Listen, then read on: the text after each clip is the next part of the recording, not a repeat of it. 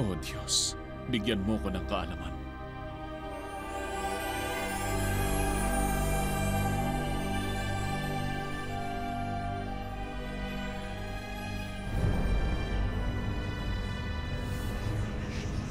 Pareho niyong sinasabi na ang buhay ng sanggol ay sa inyo.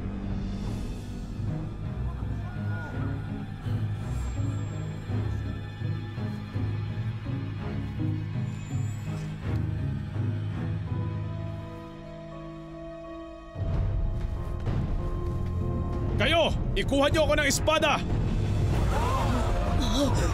Ano? May narinig ko. Espada.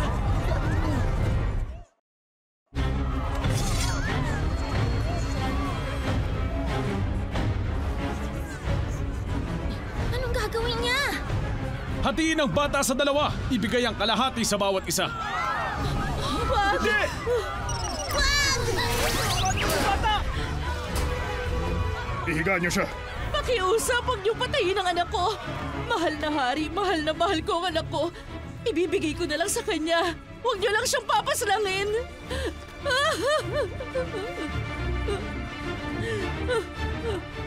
Sige, hatiin niyo siya sa gitna para wala sa amin makakatanggap ng bata.